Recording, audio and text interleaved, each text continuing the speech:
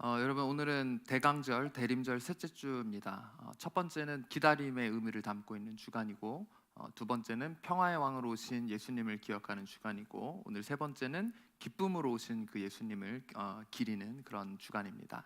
그래서 오늘 성탄 큰 기쁨의 좋은 소식이라는 제목으로 함께 말씀을 나누고자 하는데요. 우리 많은 성탄 찬양이 있고, 또 성탄을 앞둔 12월에는 교회에서는 성탄 찬양, 또 밖에서는 캐롤 같은 것들을 부르곤 하죠. 그런데 이 많은 성탄 찬양 중에서 자주 불리는 찬양, 사람들이 또 많이 아는 찬양은 바로 이 기쁘다 구주 오셨네 라는 찬양일 것입니다. 그래서 기쁘다 구주 오셨네 만 백성 맞으라고 이야기하고, 여기도 기쁘다 구주 오셨네 라고 이렇게 연수막을 달아놨는데, 여러분 주님이 다시 오신 사실이 정말 우리를 기쁘게 하는지에 대해서 우리가 오늘 좀 돌아보길 원합니다. 특별히 이 기쁘다 구주 오셨네라는 이 찬양의 영어 원곡 제목은요, Joy to the World 라고 해요. 그래서 Joy to the world, the Lord is come. 그래서 조이, 기쁨이 이 세상에 왔다. 그러니까 우리나라 말로는 기쁘다 구주 오셨네라고 이야기하는데, 영어 원곡에서는 기쁨이 이 세상에 왔다. 그러니까 예수님이 다시 오신 것이 우리에게 기쁨을 주러 왔다라는 뜻도 들어있고, 예수님 그 자체를 조이, 예수님 자체를 기쁨으로 표현하는 이 이중적인 의미가 영어 가사에는 들어있습니다. 오늘 우리 본문 읽었었던 10절 말씀에 보게 되면요, 천사가 나타나서 목자들에게 이렇게 이야기합니다. 10절 말씀에 보라, 내가 온 백성에게 미칠 큰 기쁨의 좋은 소식을 너희에게 전한다라고 이야기하고 있습니다. 여러분, 왜 예수님의 탄생 소식이 우리에게 기쁜 소식일까요? 그리고 우리는 이 성탄의 기쁜 마음을 갖고 성탄을 정말 진정으로 기뻐하고 이 기쁨을 진정으로 누리고 있는가? 우리 오늘 말씀을 통해서 왜 이 성탄의 소식이 우리에게 기쁜 소식일 수밖에 없는지에 대해서 좀 나누고자 합니다. 먼저 여러분, 이 성탄의 소식이 우리에게 기쁜 이유 중에 첫 번째는요, 이 성탄의 소식, 예수님의 태어남이 우리로 하여금 하나님의 영광 가운데 나아가게 하기 때문입니다. 그래서 오늘 우리가 읽었었던 이 9절 말씀 한번 보면 여기에 굉장히 놀라운 부분이 숨겨져 있는데, 우리 9절 말씀 한번 같이 읽어보겠습니다. 시작. 주의 사자가 곁에 서고 주의 영광이 그들을 두루 비추매 크게 무서워하는지라. 바로 이 하나님의 영광이 목자들에게 비쳤다는 부분이 굉장히 놀라운 사실입니다. 여러분, 이게 놀라우게 느껴지십니까? 표정을 보니까 그래서요? 그게 왜요? 이런 표정이세요. 저도 사실 이번에 이 말씀을 준비하기 전까지 이 수도 없이 이 구절을 많이 읽었지만, 목자들 위해 하나님의 영광이 임했구나, 그냥 그렇게 생각하고 별로 큰 의미를 두지는 않았어요. 그런데 여러분, 이번 한 해 우리가 중점적으로 어웨이크닝 교회에서 보는 몇 가지 단어들 있죠. 바로 하나됨, 그리고 하나님의 임재, 영광의 구름, 이런 단어들, 이런 키워드들을 우리가 중점적으로 보고 있지 않습니까? 그래서 제가 그것을 생각하고 이번에 말씀을 준비하면서 2장 9절 말씀을 보다가 갑자기 깜짝 놀란 사실을 발견을 한 거예요. 여러분, 원래 이 구약에 보게 되면요, 하나님의 영광이 사람에게 임했을 때는 시내산에서 모세에게 임했다라던가, 그 이후에는 어떻습니까? 광야 시간을 거쳐서 성막에서 하나님의 영광이 임하게 되고, 그 뒤에 솔로몬의 성전이 지어졌을 때 우리가 전에 나눈 대로 감당할 수 없을 정도의 하나님의 영광이 그 성전 가운데 임한 뒤에, 이 하나님의 영광은요, 성전 안에서만, 게다가 대제사장, 성전에 나오는 자만 누릴 수 있었던 것이 하나님의 영광이었다라는 것이죠. 그런데 이 성전에 있었던 하나님의 영광, 그마저도 이 에스겔에게 보여주신 환상을 통해서 이 패역한 이스라엘 백성, 회개하지 못함, 지속적인 우상 숭배, 배교, 이런 것들을 통해서 하나님의 이 영광이 성전에서도 그마저도 떠난 부분이 묘사가 된다는 거예요. 그런데 그 이후에 놀랍게도 오늘 본문에서 밤에 양을 치고 있었던 목자들 위에 하나님의 영광이 비추게 됐다라고 이야기하고 있는 거예요. 그러니까 출애굽 이후에 성전 외에 하나님의 영광이 사람에게 직접 임한 사례가 이 구절이 처음입니다. 이 구절 전에 갑자기 어떤 사람에게 하나님의 영광이 임한 사례가 등장한 적이 없었다라는 것이죠. 그러니까 이것을 생각한 상태에서 다시 오늘 9절 말씀을 한번 돌아가서 한번 보십시오. 8절을 보게 되면 목자들이 밤에 밖에서 양떼를 치고 양떼를 지키고 있는데, 9절에 하나님 갑자기 천사가 나타나고, 그리고 하나님의 영광이 이 목자들을 두루 비쳤다라고 이야기를 하고 있어요.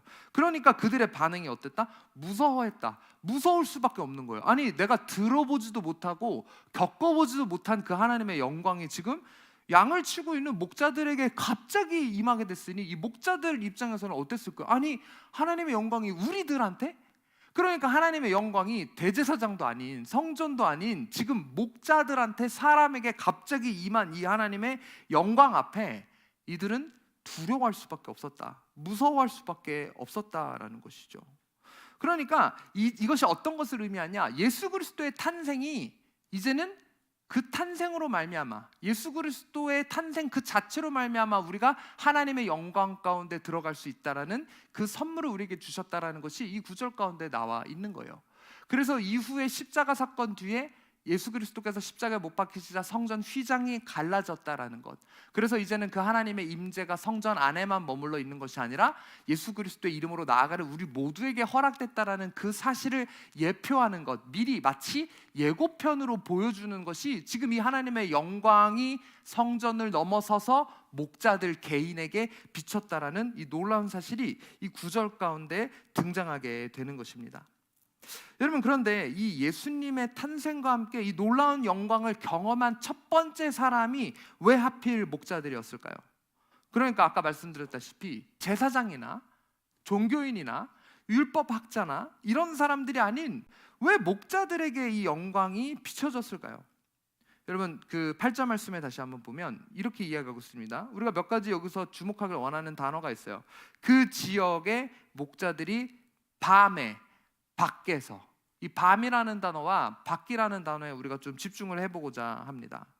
여러분, 이 밤에 양이 있는 이 밖에는요 굉장한 위험이 다스리고 있습니다. 사나운 맹수들이 언제 양떼들을 덮칠지 모르는 그런 상황이에요. 그리고 밤이라는 것은 어떤 것을 뜻합니까? 칠흑과 같은 어둠 가운데, 요즘처럼 뭐 가로등이라도 있었겠습니까?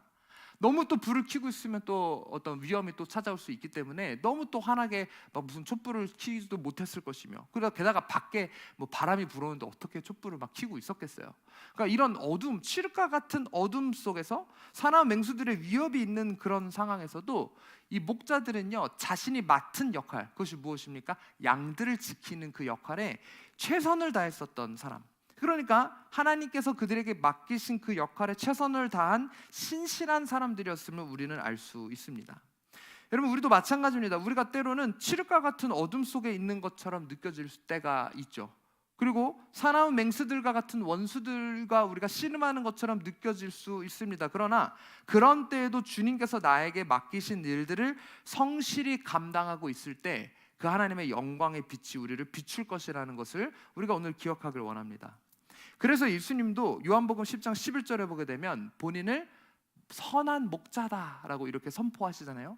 양을 위해 내가 목숨을 버린다. 그러니까 목자의 역할, 그 한 잃어버린 한 양을 위해서, 양이 정말 잘 안전하게 잘 자랄 수 있도록 그 양을 위해 헌신하는 게 목자의 마음이고, 그것이 예수님의 마음이라고 이야기를 하셨다라는 것이죠. 우리 예수님은, 또 선한 목자는 낮과 밤을 가리지 않고 늘 곁에서 우리를 지켜주시는 신실한 분이라는 것입니다. 그렇기 때문에 이 하나님의 영광이 밤에 자기의 맡은 바 충성을 다하고 있는 그 목자들에게 임하게 되었다라는 것이죠. 그래서 여러분, 이 성탄의 소식이 우리에게 기쁜 소식이라는 것은 더 이상 하나님의 영광이 특별한 사람들에게만 혹은 성전 안에서만 임하는 것이 아니라 예수 그리스도의 탄생으로 인해 우리도 그 영광을 경험할 수 있다라는 특권을 주셨기 때문에 이것이 우리에게 기쁜 소식이라는 것입니다. 자, 그리고 우리가 이 성탄의 소식이 왜 기쁜 소식일까요? 라는 질문을 할 때 두 번째, 너무나도 당연하기 때문에 이것이 우리에게 기쁨을 주기 때문에 기쁜 소식이죠. 기쁨이 안 주는데 기쁜 소식이 아니겠죠. 우리에게 진정으로 이것이 기쁨을 주기 때문입니다. 오늘 10절 말씀 보게 되면 다시 천사가 이야기하되 천사가 이르되 무서워하지 말라, 보라 내가 온 백성에게 미칠 큰 기쁨의 좋은 소식이라고 이야기하고 있습니다. 그러니까 하나님의 영광의 빛을 경험한 이 목자들이 무서움에, 두려움에 떨고 있을 때 천사들은 그들에게 다가가서 너희들이 이제는 두려워할 필요가 없다, 무서워할 필요가 없다. 왜? 지금 이 소식은 온 백성에게 미칠, 너희를 넘어서서 온 백성에게 미칠 큰 기쁨의 좋은 소식이기 때문이다. 그러니까 사실 이 영광의 빛이 이 목자들에게 임한 이유가 이것이라는 거예요. 이 기쁜 소식을 온 백성에게 전하기 위해. 그래서 우리 요즘 전도합시다, 뭐 복음 전합시다, 교회 자랑합시다라고 이렇게 강조하고, 또 일단 나갈 때 전도용 핫팩을 이제 나눠드릴 텐데, 여러분 이것이 내게 진짜 기쁜 소식이라면 이 기쁜 소식을 전할 수밖에 없다라는 것이죠. 이 가끔 제가 돌아다니다 보면 유심히 어떤 이 주변에 뭐가 새로 생겼나 이것들을 보거든요. 특별히 우리가 약간 그래도 목천 깊숙이는 아니지만 약간 외곽이기 때문에 주변에 혹시 뭐 어떤 새로운 가게가 들어왔나 지나다니면서 유심히 좀 보는데, 최근에 삼거리 공원이 생기고 나서는 이 주변 가운데 막 어떤 상권들이 들어오잖아요. 커피숍도 처음엔 100다방밖에 없었는데 메가커피가 생기고 컨버지 커피가 생기고, 야 이게 카페 생겼더라. 그 메가커피는 오픈하고 뭐 반값 할인 행사를, 지금은 끝났습니다. 네, 반값 할인 행사를 하더라. 그럼 뭐 얘들 얘기하는 거예요. 야 얘들아, 메가커피 생겼고 반값 행사한다. 기쁜 소식을 전하는 거죠. 그리고 그 옆에 우리 청년들 기쁜 소식입니다. 뭐가 생겼냐면 분식집이 생겼어요. 네. 밤 12시까지 여는 분식집이 생겼습니다. 그래서 때로는 밤늦게 연습하고 청년들이 모임하고 이 출출함에 갈 데가 없어서 두정동까지 가고 막 했는데, 그 늦은 시간에 두정동을 가지 않아도 어떤 가까운 데서 또 어떤 친구를 누릴 수 있을 만한 기쁜 소식을 제가 발견하고는 이 기쁜 소식을 전하는 거죠. 여러분 이것처럼 내가 느꼈을 때 그것이 기쁜 소식이라면, 내가 그 소식이 기쁘다라면 다른 누군가에게 이야기할 수밖에 없다라는 것이죠. 그렇기 때문에 이 예수 그리스도가 이 땅에 오셨다라는 것, 이 기쁜 소식이 목자들에게 전해졌고 목자들에게만 기쁜 소식이 아니라 그것을 온 백성에게 전하기 위한 기쁜 소식이라는 것입니다. 그래서 이 복음을 영어로는 가스펠이라고도 하지만 good news, 좋은 소식, 좋은 뉴스라고 말하기도 합니다. 그냥 좋은 것이 아니라 천사가 오늘 뭐라고 이야기합니까? 큰 기쁨의 좋은 소식. 한번 따라해 볼까요? 큰 기쁨의 좋은 소식. 강조합니다. 그냥 좋은 소식이 아니라 어떤 좋은 소식이라고요? 여러분, 복음이 우리에게 큰 기쁨을 주고 있습니까? 복음이 나에게 큰 기쁨의 마음을 정말 주고 있습니까? 여러분, 천사가 전했었던 이 큰 기쁨의 좋은 소식이 무엇입니까? 바로 예수 그리스도의 탄생 소식입니다. 이 예수 그리스도의 탄생 자체가 우리에게 큰 기쁨을 주는 소식이라는 거예요. 그래서 마리아가 이 예수님을 잉태했을 때 마리아의 친척인 엘리사벳을 방문하게 됩니다. 그때 이 예수님을 잉태한 상태에서 엘리사벳을 만났을 때 엘리사벳은 이렇게 이야기합니다. 누가복음 1장 44절 말씀 한번 읽어주세요. 시작.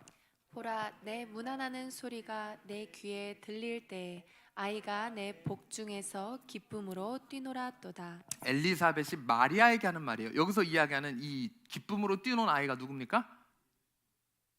예수님이 아니죠. 엘리사벳이 한 말이라니까요. 엘리사벳 뱃속에 누가 있습니까? 네, 세례 요한이죠. 이 세례 요한이 이 예수님을 만났을 때 이 태아라는 표현이 많은지 모르지만 이 태아 대 태아로 만난 이 상태에서도 그 태아가 기쁨으로 뛸 정도의 예수님의 존재라는 그런 존재라는 거예요. 그래서 때로는 우리가 막 청소년들 찬양하고 예배하고, 뭐 저희 얼라이브 예배 때도 어떤 친구가 목사님 제가 막 뛰고 싶고 춤을 추고 싶은데 주체를 할 수가 없어요. 그래서 막 제가 다른 청년들한테 좀 양해를 구합니다. 제가 뛰어도 이상하게 보지 말아주세요라고 이야기하는데, 여러분 예수님이 우리에게 주시는 기쁨은 이런 기쁨이라는 거예요. 아니 세상에서 우리 뭐 임영웅 보고 미스터 트롯 보면서도 몸을 흔드는데 이 예수님이 우리에게 주시는 이 기쁨, 이 세상의 것과 절대 비교할 수 없는 그런 기쁨이라는 것이죠. 예수님의 존재는 그런 존재라는 겁니다. 그래서 이후에 예수님은 요한복음 15장 11절에 이렇게 말씀하십니다. 내가 이것을 너희에게 이름은 내 기쁨이 너희 안에 있어 너희 기쁨을 충만하게 하려 함이라. 아멘. 누구의 기쁨이? 예수님의 기쁨이 우리 안에 있어 우리의 기쁨을 충만하게 하려 함이라 라고 이야기하고 있습니다. 그러니까 우리 안에 예수님의 기쁨이 있어야 그 기쁨이 나를 충만하게 채운다는 거죠. 예수님 외의 기쁨은 결단코 우리를 충만하게 채울 수 없다라는 겁니다. 여러분은 기쁨을 넘치는 삶을 살고 계십니까? 예수님께서 주시는 기쁨은 다시 한번 말씀드리지만 이 세상의 것과 비교가 되지 않는 거예요. 우리 특별히 이 자리에 있는 우리 청소년들, 청년들, 예? 뭐 은정이, 성래, 우리 창대, 핸드폰을 통해서 얻는 친구들이랑 얻는 기쁨, 이 세상이 주는 그 어떤 기쁨도 예수 그리스도께서 주시는 그 기쁨하고 비교할 수 없는 기쁨이라는 것을 우리 아이들이 좀 느끼고 깨달았으면 좋겠습니다. 저는 그 기쁨을 청소년기에 맛봤거든요. 야, 이 세상 것과 비교할 수 없는 기쁨이란 것이 이런 기쁨이구나라는 것을 내가 맛보았기 때문에 그 예수님께로 우리가 나아갈 수밖에 없다라는 것이죠. 여러분, 다시 한번 여러분에게 질문하기 원합니다. 여러분은 이 세상이 주는 그 말초신경을 자극하는 것과도 같은 일시적인 기쁨을 찾고 있지는 않습니까? 여러분, 이런 기쁨은 어떻습니까? 그 뒤에 몰려오는 허무함, 또 더 큰 자극을 찾기 위해 뭐 반복적으로 어떤 것에 중독되기도 하고 더 큰 자극을 찾아 헤매기도 하고. 왜?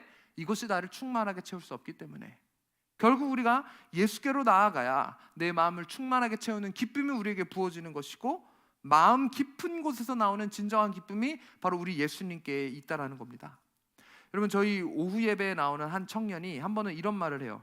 본인이 한 주간 열심히 일하고 하면서 너무 고생하면서 웃을 일이 별로 없대요. 근데 자기가 유일하게 웃는 날이 주일에 교회에 와서 유일하게 웃는다라고 이야기하더라고요. 이 세상 살면서 온갖 스트레스와 불안함, 이런 뭐 불편한 마음들, 그 짐을 짊어지고 예수님께 나오는 그 주일의 그 시간에 주님께서는 그 청년에게 기쁨의 마음을 부어주고 계시다라는 것이죠. 그래서 이 청년이 이 공동체와 함께하는 시간이 즐겁고, 그러니까 예배 끝나고 막 다 가도 본인 혼자 멀뚱히 기다려요. 그리고 그 별 시덥지 않은 제 말장난에 배꼽을 잡고 막 웃고, 자기는 진짜 유일하게 이 교회에 나와서 주일날 그 시간만 웃기 때문에 이 주일에 교회 나오는 시간만을 손꼽아 기다린다고 그렇게 고백을 하더라고요. 이 청년은 아직 교회 나온 지 얼마 안 되는 정말 새신자입니다.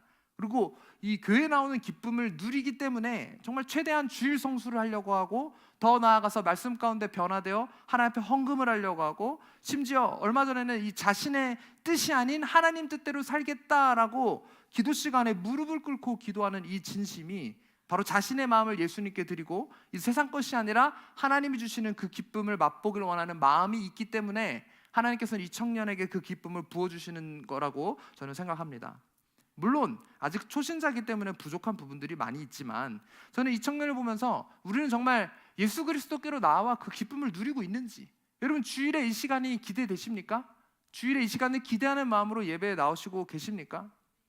여러분, 다른 중독들은 다 나쁩니다. 하지만 한 가지 괜찮은 중독이 바로 이 교회 중독입니다. 우리가 교회에 더 나오고 싶고, 하루라도 교회 안 가면 뭔가 허전하고, 주변 사람들한테 이런 얘기 들어야 된다는 거예요. 또 교회가 뭐 이렇게 교회를 자꾸 가? 교회 뭐 맡겨놨어?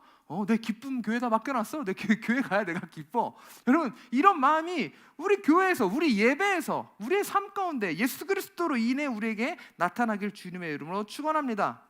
핸드폰 중독, 술 중독, 일 중독, 돈 중독이 아닌 예수님께 중독되는 여러분들이 되시길 주님의 이름으로 축원합니다. 그래서 원래 교회는 이런 곳이에요. 교회는 기쁨이 넘치는 곳이에요. 막 엄숙한 분위기 가운데 막 이런 물론 때로는 그런 분위기도 우리가 있어야 하지만, 너무 막 딱딱한 분위기가 아니라, 저는 이 교회라는 곳, 예수께 나오는 이것 자체, 이 예배 자체가 기쁨의 축제가 저는 돼야 된다라고 생각합니다. 더더군다나 성탄절은 어떻습니까? 한 해 가장 기쁜 날, 한 해 가장 바쁜 날이 아니고, 원래 이 성탄절은 한 해 가장 기쁜 날, 한 해에서 가장 기다려지는 날이어야 된다는 거예요. 제가 어렸을 때 성탄절 문화를 생각해 보면 지금의 성탄절하고는 좀 차이가 있어요. 여러분, 제가 어렸을 때는 많은 분들이 경험하셨을 거지만, 원래 제가 24일 날 크리스마스 이브 저녁 예배가 보통 늘 있었잖아요. 그래서 온 교인이 모여서 밤늦게까지 예배를 드리고, 그리고 이제 그 뭔가 발표 행사를 24일 예배 때 보통 하는데, 그 발표를 위해서 11월 말부터 12월 초부터 열심히 각 부서별로 뭐 공동체가 모여서 그 행사를 준비하고, 그래서 저는 요즘 우리 아이들은 1월이 돼야 방학을 한다 하더라고요. 네, 방학이 되게 늦어졌는데, 저 때는 이제 12월 초에 이제 방학을 하게 되면, 이제 방학하기 전에도 이 행사 준비하기 위해 학교 끝나자마자 교회로 가서 행사 준비하고 저녁 먹고 때로는 공부도 하고 오고 방학하고 나서도 교회에 가서 행사 준비하고 늘 하는 이 12월의 그 성탄절을 맞이하기 위해 정말 온 교회에 많은 사람들이 교회에서 진짜 살았어요. 연말에는 성트리도 막 꾸미고 전구도 교회 밖에 나가서 옥상에서 막 내리고 하는 이것이 일로 느껴진 것이 아니라 정말 기쁜 마음에 제가 했었던 그런 기억이 있습니다. 그리고 어떻습니까? 또 12월 24일 예배 드리고 항상 뭘 했죠? 교회에서 밤마다 성도님들 집집마다 찾아가서 조용하게 새벽성을 부르고, 그리고 이제 포대자루 같은 거를 제가 이제 들고 가면은 새벽성을 부르면 이제 문 열고 나와서 초코파이라던가 막 과자 세트라던가 이런 것들을 이제 포대자루에 넣어주시고, 두둑하게 이제 챙건 그 포대자루를 새벽 한 3시, 2~3시쯤 되면 교회에 모여서 딱 이 예배실 중간에다 풀어 헤치면은 우리 아이들과 청소년들이 함께 모여가지고 이제 그걸 나눠 먹는 거예요.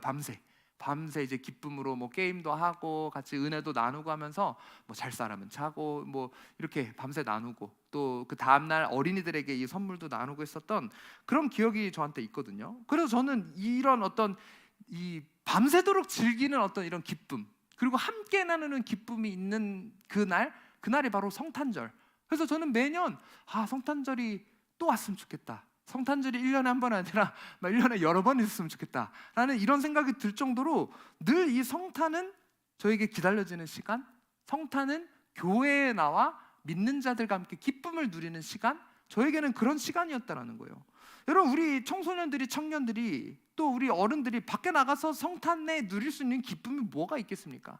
예수 안 믿는 사람들이야 밤새 술 마시고, 젊은 친구들이야 뭐 PC방에 가고 막 하겠지만 그런 기쁨하고는 비교할 수 없는 기쁨이라는 것이죠. 저는 이 성탄의 기쁨을 우리가 서서히 회복해 가기를 원합니다. 여러분, 점점 이 세상은 개인주의적인 시대로 변하고 있어요. 공동체 의식이 아니라 개인주의적인 시대로 변하고 있다는 것이죠. 그래서 성탄마저도 개인적으로 쉬는 날, 개인의 취향대로 즐거움을 누리는 날, 가족끼리 보내는 날, 뭐 연인끼리 보내는 날, 이렇게 변질이 되어가고 있다는 것입니다. 그러나 성탄절은 우리가 예수 안에 공동체가 함께 모여 그분의 탄생을 축하하기 위해 하나됨으로 진정한 기쁨을 누리는 그런 날이 바로 성탄절이라는 것이죠. 여러분, 그렇기 때문에 이 성탄이 우리에게 기쁨을 주는 이유 중에 하나는 바로 공동체가 함께하기 때문입니다. 그래서 우리가 다음 주에 준비하고 있는 이 전교인 찬양 나눔 행사가 거듭 강조하는 것이 무엇이냐면 형식상의 행사가 되지 않기를 원하는 거예요. 그래서 주일날 점심 먹고 구역끼리 이것을 준비해달라고 하는 게 그냥 준비 안 된 마음이 아니고 뭐 잘 준비해 주세요라는 의미를 넘어서 정말 그 준비하면서 뭐 누구의 실수를 보고 웃기도 하고, 저 사람이 저렇게 흔들 줄도 아네? 막 예상 밖에 막 이런 것들 하고 서로 좀 이 구역끼리 기쁨을 나누기 원하는 마음에서 계속 이것들을 강조를 하는 겁니다. 여러분, 정말 그런 시간을 통해서 우리가 이 기쁨의 시간을 미리 준비하기를 원합니다. 그래서 우리 어웨이크닝의 성탄절은, 성탄 또 축제의 그 시간이 정말 예수님께서 우리 공동체에게 주시는 그 기쁨을 누리는 그런 성탄이 되기를 원합니다. 여러분, 함께 그런 성탄의 축제가 될 수 있도록 노력해 주시겠습니까? 네. 바쁜데 뭘 자꾸 준비해서 하라 그래, 한 주도 아니고가 아니라 우리가 바쁜 와중이지만 함께 모여서 공동체가 그 기쁨을 누리기 위해 열심을 내는 좀 우리가 되기를 원합니다. 자, 그리고 우리 마지막으로 세 번째, 이 성탄의 소식이 우리에게 왜 기쁜 소식일까요? 우리 한번 같이 읽어보겠습니다. 시작. 메시아, 바로 구원자를 향한 기다림의 결실이기 때문에. 여러분, 예수님께서 탄생하신 이 성탄은 이 구원자를 향한 기다림의 결실이기 때문입니다. 여러분, 우리가 오늘 이 11절 말씀 한번 좀 보겠습니다. 11절 말씀 한번 읽어주십시오. 시작. 오늘 다윗의 동네에 너희를 위하여 구주가 나셨으니 곧 그리스도 주시니라. 여러분, 우리가 이 11절을 읽을 때 별 감흥이 없을 수도 있습니다. 그러나 우리 2000여 년 전 이스라엘 땅에서 살아가던 목자들이 이 11절 말씀을 천사 입에서 딱 들었을 때 굉장히 충격적인 소식이라는 거예요. 오늘 다윗의 동네에 구주가 나셨는데 그 주가 바로 곧 그리스도 주시니라. 여러분, 왜 이게 충격적인 소식이냐? 안 좋은 의미에서 충격적인 소식이 아니라 좋은 의미에서 충격적인 소식이라는 겁니다. 이때 당시의 배경을 알아야 우리가 조금 더 이해할 수 있습니다. 우선 그리스도 주가 태어나셨다. 여러분, 그리스도란 무엇입니까? 우리가 보통 예수님을 칭할 때 예수 그리스도라고 이야기하기 때문에 이 그리스도가 예수님의 성인 줄 아는 분이 있어요. 예수님의 성씨.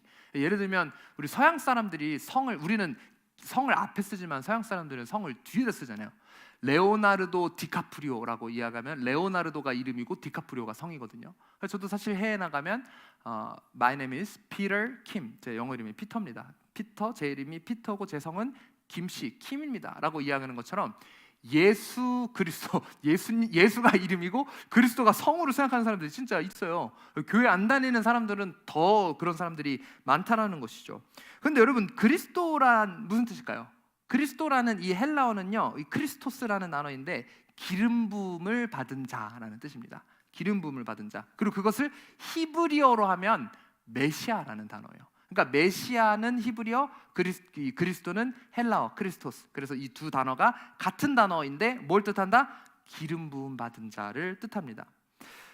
여러분, 이 유대인들은 이 나라가 멸망하고, 우리가 최근에 이 성경을 읽었지만 이 바벨론의 포로로 끌려가게 되고 그리고 귀환하게 됩니다. 그 귀환에서 느헤미야와 에스라를 필두로 많은 것들을 회복하며 나아가게 되는데, 안타깝게도 얼마 지나지 않아서 또다시 페르시아, 헬라, 로마 이런 강대국의 이 어떤 지배하에 들어가게 돼요. 그리고 그것도 수십 년이 아니라 수백 년의 시간 동안 이런 강대국 속의 압제 가운데 어려운 시기들을 보내게 됩니다.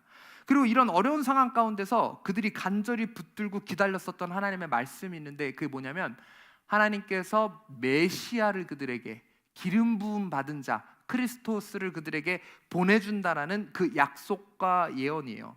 그리고 유다 백성은 왜 수백 년간 메시아 그리스도를 기다렸을까요? 바로 이 기름 부음 받은 자라는 뜻은요, 어떤 사람이 기름 부음 받냐? 첫째, 왕이 기름 부음 받습니다. 왕으로 세움 받을 때, 우리 다윗을 한번 생각해 보시죠. 사무엘이 다윗의 집에 가서, 이새의 집에 가서 다윗에게 기름 부음을 하지 않습니까? 그것처럼 왕을 세울 때 기름 부음을 해요.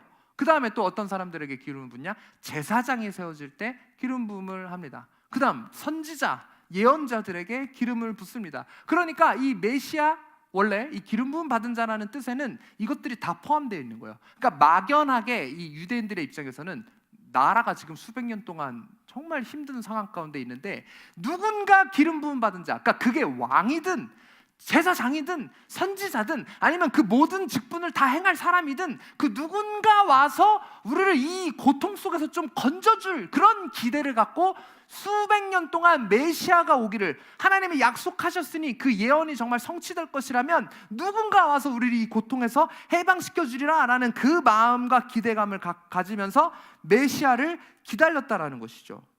여러분, 이 메시아에 대한 많은 예언이 있지만 특별히 미가서 5장 2절을 보게 되면요, 이 메시아가 어디서 태어난다라고 예언을 하게 되냐면 베들레헴 에브라다야, 너는 유다 족속 중에 작을지라도 이스라엘을 다스릴 자가 내게서 내게로 나올 것이라. 그러니까 이 메시아가 앞으로 그들에게 다가올 그 지도자가, 그들을 다스릴 자가 베들레헴에서 태어난다라는 이 예언이 있다라는 거예요. 그런데 오늘 다시 본문으로 돌아가서 한번 보십시오. 11절 말씀을 이걸 생각한 상태에서 보세요.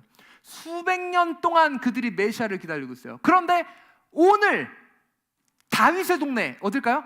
베들레헴에 너희를 위하여 구주가 나셨으니 곧 그리스도, 메시아, 기름 부은 자, 너희들이 수백 년 동안 기다려온 그분이 오늘 예언대로 베들레헴에 태어나셨다라고 천사가 지금 이야기하고 있는 거예요. 그러니까 이 말을 듣고 있는 우리라 예수님 베들레헴에서 났지 알고 있는데, 이 아직 예수님의 초림을 경험하지 못한 목자들 입장에서는 이 말을 들었을 때 머리가 띵한 거예요. 수백 년 동안 기다려온 그 예언의 성취가 지금 말씀대로 정말 성취됨을 그들이 바라보고 있다라는 것이죠. 여러분, 우리나라도 수십 년간의 이 일본의 압제 시간을 거쳐서 광복을 얻었을 때 온 나라가 기쁨에 휩싸였을 것입니다. 그런데 지금 이 이스라엘은요, 수십 년이 아니라 얼마나 기다렸다고요? 수백 년을 기다렸다고요. 수백 년을 각 강대국의 어떤 그런 압제 속에서 기다리던, 염원하던 분, 메시아가 드디어 약속대로 태어나셨다라는 그 소식을 그들이 접하게 되었다라는 겁니다. 물론 이 이스라엘 사람들이, 유대 백성들이 메시아에게 가졌었던 기대와 바램은 사실은 그들이 지금 이 로마로부터 받고 있는 이 압제 상황으로부터 이 사람들을 구원해 줄 거라는 그런 바램을 이들이 갖고 있었어요. 하지만 예수님께서는 단순히 이 나라를, 이스라엘을 로마의 압제로부터 해방시키기 위해 단순히 그런 1차원적인 생각으로 이 땅에 오셨다라는 것이 아니죠. 예수님이 무엇을 위해 이 땅에 오셨습니까? 결국은 온 인류의 구원을 위해 이 땅에 오셨다라는 것이죠. 그래서 우리가 너무나도 잘 알고 암송하고 있는 요한복음 3장 16절에 뭐라고 이야기하고 있습니까? 하나님이 세상을 이처럼 사랑하사 독생자를 주셨으니 이는 저를 믿는 자마다 멸망치 않고 어떻게 하게 하려 하심이라? 영생을 얻게 하려 하심이니라. 여러분, 이것이 예수께서 이 땅에 오신 이유라는 것이죠. 그리고 그는 우리에게 큰 기쁨을 주시기 위해 십자가에 못 박혀 돌아가셨습니다. 히브리서 12장 2절 말씀 보여주세요. 믿음의 주여 또 온전케 하시는 이인 예수를 바라보자. 예수님에 대해서 설명하는데 그는 그 앞에 있는 기쁨을 위하여.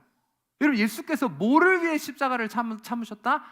기쁨을 위해 십자가를 참으사 부끄러움을 개의치 아니하셨다라고 이야기하고 있습니다. 누구의 기쁨을 위해서? 우리의 기쁨을 위해서요. 십자가는 우리에게 눈물도 주지만 우리에게 기쁨을 주는 그 기쁨의 소식이라는 것이죠. 우리에게 그 구원의 기쁨을 이루게 하시기 위해. 여러분, 이 단순히 어떤 이방 나라로부터의 해방을 얻는 수준의 기쁨이 아니라 우리 영혼의 구원, 시공간을 초월해 온 인류를 향한 그 구원을 우리에게 주시기 위해 그가 이 땅에 오셨고 십자가에 못 박혀 돌아가셨으며 그 이후에 사망 권세 이기고 부활하셔서 하늘에 올라가셨다라는 것이죠.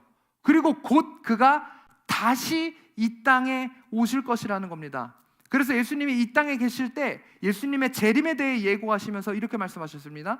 요한복음 16장 22절 말씀 읽어주세요. 시작. 지금은 너희가 근심하나 내가 다시 너희를 보리니 너희 마음이 기쁠 것이요 너희 기쁨을 빼앗을 자가 없으리라. 예수님이 다시 오실 때 우리의 마음이 기쁠 것이요 우리의 기쁨을 빼앗을 자가 없을 것이라 라고 예수님이 선포해 주셨다라는 것입니다. 여러분, 그래서 이 성탄의 소식은요 단순히 2000여 년 전에 이 땅에 오신 그 하나님의 아들의 초림을 기리는 날일 뿐만이 아니라 이 땅에 오셨었던 그 초림을 우리가 기억하고 또 우리에게 구원이라는 선물을 주셨음을 우리 가슴에 새기고 다시 오실 그 예수님을 기억하는 그런 기다림의 결실과 기쁨이 있는 날이 바로 성탄의 의미라는 것입니다. 여러분, 이 기다림 끝에 얻는 기쁨을 우리가 한번 좀 생각해 보길 원합니다. 이 성탄, 이 거룩한 분의 탄생이라는 것이 이 유대인의 입장에서는 수백 년을 기다린 그 기다림의 결실입니다. 온 인류의 구원의 관점에서 보면 어떻습니까? 수백 년이 아니라 사실 수천 년을 기다린 그 기다림의 결실이라는 거예요. 여러분, 우리는 이 기다림의 시간을 통해 얻게 되는 기쁨을 잘 알고 있습니다. 우리 소소하게 직장 다니는 사람들은 어떻습니까? 퇴근 시간을 기다리다가 퇴근 시간이 됐을 때 얻는 기쁨, 또 이 주말만을 기다리다가 쉬는 날이 됐을 때 내가 얻는 기쁨, 또 뭡니까? 이 전자레인지 돌리고 1분 30초 뒤에 얻게 될 내 그 음식을 기다리는 띠띠 했을 때, 야, 이 배고픈 상태에서 그 1분 30초가 기다림이 주는 기쁨이 얼마나 큰지 우리가 잘 알고 있죠. 또 어떻습니까? 내가 그토록 오길 기다리고 있는 그 택배가 왔다라는 문자가 왔을 때 그 택배 기사가 그렇게 반가울 수 없잖아요. 기다림의 결실. 네? 우리 또 남자분들 어떻습니까? 군대 다녀오신 분들, 내가 기다리던 그 저녁의 날. 여러분, 저는 아직도 그래서 저도 기억나거든요. 2012년 6월 2일이 제 저녁 날이었는데 하루하루 그 저녁 날만 기다리는 거예요. 그 2012년 6월 1일 날 잠을 못 이뤄요. 야, 드디어 내일 되면 내가 전역한다, 민간인 된다, 자유의 몸이 된다. 그 6월 2일 날 밤을 설치고 딱 새벽 되자마자 정말 이 그 웃음이 이루 말할 수 없는 그 웃음을 머금고, 야, 드디어 전역했다 이러고 이제 우리 남자분들 다 공감하시죠? 이런 마음을 갖고 이제 전역을 하게 된다라는 거예요. 또 인생을 살다 보면 또 어떻습니까? 내가 사랑하는 사람과 만나서 결혼을 준비하고 결혼을 약속하고 결혼 날짜를 잡아놓고 그 결혼식 날이 되었을 때 이 하나님의 언약과 사람들의 축복 가운데 부부의 결실을 맺는 그 날, 이 오랜 사랑의 기다림의 결실을 이루는 그 결혼의 날, 얼마나 그것이 주는 기쁨이 큽니까?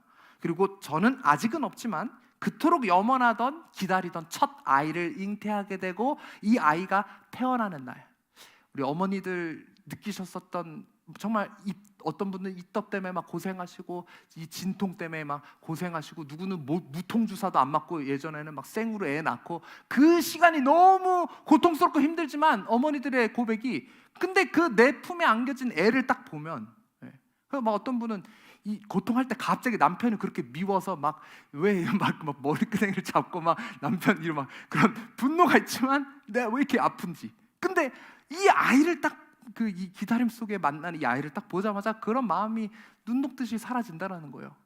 맞나요? 네, 여러분 이런 기쁨, 기다림 끝에 얻게 된 이 아이가 주는 우리에게 어떤 이런 기쁨.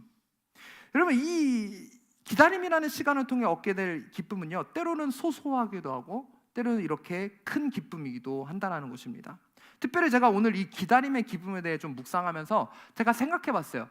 내가 기다림의 기쁨을 통해 물론 아까 이야기한 저녁도 그렇고 결혼도 그렇고 이런 것들이 있지만 제가 오늘 말씀 주면서 생각난 기다림이 있었어요. 바로 제 인생에서 제가 가장 처음 느낀 기다림의 순간입니다. 기다림의 기쁨을 내가 누렸었던 그 순간이에요.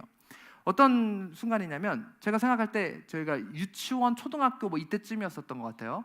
그때는 이제 저희 아버지, 저희 원로 목사님께서는 더 바쁘게 전국으로 기도원도 그때는 하시기 전이라 전국으로 정말 부흥회를 많이 다니셨거든요. 한 번 부흥회를 가시면 4일, 5일 정도 집회를 인도하고 집에 오시곤 하셨어요.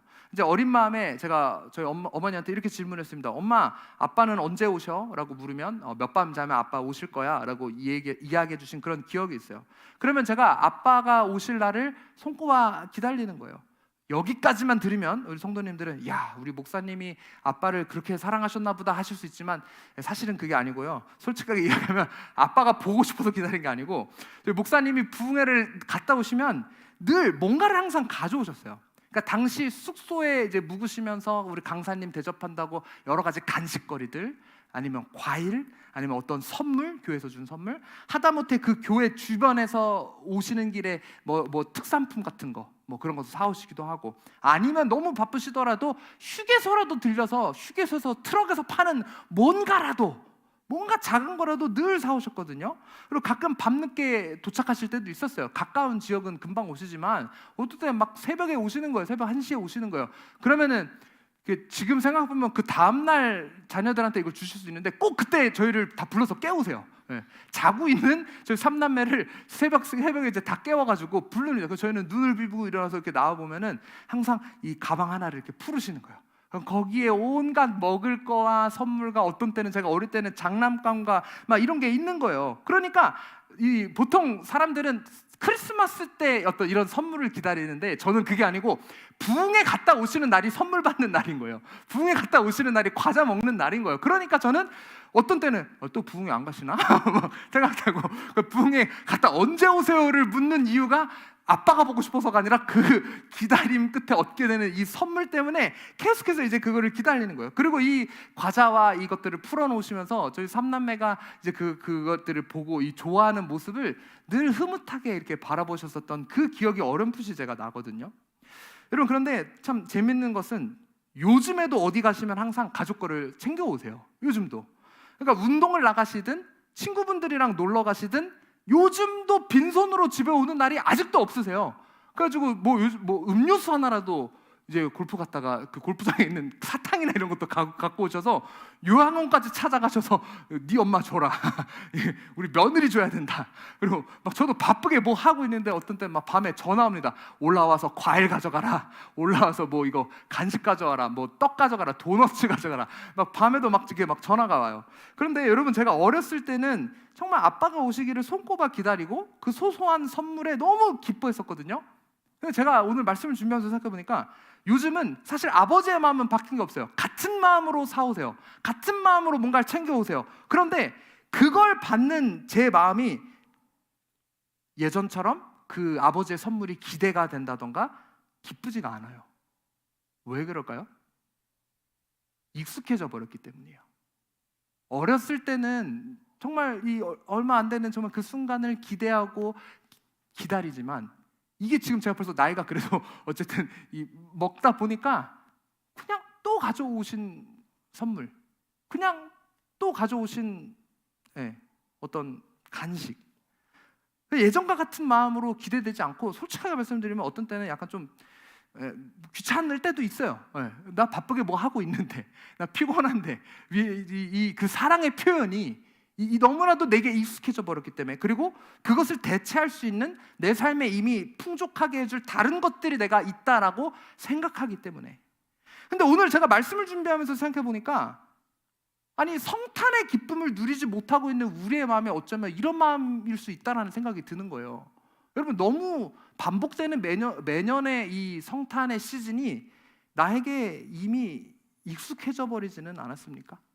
그 아버지의 사랑이, 그 아버지의 마음 표현이 이미 나에게 익숙해져 버렸고, 그것을 어쩌면 대체할 만한 다른 기쁨과 다른 것들이 내 가운데 있기 때문에 더 이상 그것이 기쁘게 느껴지지도 않고 기다려지지 않는지도 모르겠습니다. 우리 주님이 우리에게 이렇게 말씀하시는 거예요. 내가 너에게 이 선물을 주기 위해 이렇게 희생했어, 아들아. 아, 네, 그러세요, 주님? 내가 너에게 이 선물을 주기 위해 때론 이런 부끄러움도 마다하지 않았단다? 아, 네, 감사합니다. 아들아, 나는 정말 네가 진심으로 기쁘길 바라서 너에게 생명까지 너에게 주었어. 주님이 아무리 우리에게 이렇게 말씀하셔도 우리는 그저 귀찮다는 듯이 잘 알고 있어요, 주님. 감사해요. 이미 너무 매년 돌아오는 이 기쁜 성탄의 소식이 우리에게는 식상한 것이 되어버렸다는 거예요. 여러분은 진정으로 이 성탄의 소식을 진심으로 기뻐하고 계십니까? 하늘아버지의 사랑이 가장 극적으로 표현된 것이 바로 이 성탄이요, 자신의 하나밖에 없는 독생자 예수를 이 땅 가운데 보내실 수밖에 없었던 이것이 기쁜 소식이기도 하지만, 가장 큰 하나님의 사랑의 표현이 성탄입니다. 여러분, 우리 안에 잃어버린 그 성탄의 기쁨, 그 사랑의 기쁨을 회복하길 원합니다. 그리고 특별히 아직 그 기쁨이 무엇인지 느껴보지 못한 분들이 계시다라면, 날 구원하기 위해 또 나에게 큰 기쁨을 주시기 위해 이 땅에 오신 그 예수 그리스도를 우리 마음에 좀 받아들이기를 원합니다. 우리가 그분을 구주로, 진정으로 마음에 받아들여야 그 기쁨이 가득할 수 있다라는 것이죠. 오늘 아직은 성탄절이 아니지만 몇 주 남은 이 성탄절을 생각해 보면서 곰곰이 좀 내 마음속에 질문해 보길 원합니다. 진정으로 내가 그 기쁨을 누리고 있는지. 그리고 주님 앞에 이렇게 고백하길 원합니다. 주님, 그 구원의 기쁨을, 그리고 그 성탄의 기쁨을 내게 회복시켜 주세요. 어느샌가 익숙해져 버린 그 아버지의 사랑과, 어느샌가 때로는 귀찮게 여기는 그 아버지의 관심이, 하나님, 그것을 내가 주님 앞에 올려드리면서 그 마음을 회복하길 원합니다. 다시 어린아이 때로 돌아가서 그 선물을 손꼽아 기다렸었던 그 기다림의 이 기쁨을 우리가 누리고 그것을 묵상하며 회복하는 우리 모두가 되기를 주님의 이름으로 축원합니다. 같이 함께 기도하시겠습니다. 하나님, 감사합니다. 오늘 성탄이 나에게 진정으로 기쁜 것인지, 또 이것이 정말 왜 기쁜 소식인지 우리가 돌아보았습니다. 주님, 주님의 마음은 바뀐 것이 없는데 여전히 나에게 그 큰 사랑으로, 여전히 나에게 이 세상과 비교할 수 없는 그 기쁨을 주시기 위해 주님께서는 여전히 나에게 변함없이 마음을 표현하시고 사랑을 부어주고 계신데, 하나님, 우리의 마음이 너무 그것에 익숙해져 버려서 감사함도 잃어버리고 기쁨도 잃어버리진 않았는지 돌아봅니다. 하나님, 이 시간 또다시 찾아오는 성탄을 향해 아무렇지 않은 마음을 가졌었던 우리를 용서하여 주시옵소서. 그리고 우리 가운데 정말 참된 그 기쁨과 감사함을 회복시켜 주시옵소서. 우리의 개인의 삶에도, 아니면 또 우리의 이 교회 공동체에도 정말 이 어웨이크닝 교회가 이번에 누릴 성탄절은 또 어웨이크닝 교회가 앞으로 누릴 성탄절은 세상에 빼앗겨서 기쁨을 세상에서 누리는 날이 아니라 정말 온 교인이 하나 되어 예수 그리스도 안에서 참된 그 기쁨을 묵상하고 은혜를 나누는 그런 참 기쁨과 평화와 사랑을 누릴 수 있는 우리 어웨이크닝 교회가 될 수 있도록 주님 붙들어 주시옵소서. 그 기다림의 결실, 기다림의 기쁨을 회복시켜 주시옵소서. 이 모든 말씀 예수 그리스도의 이름으로 기도드렸습니다.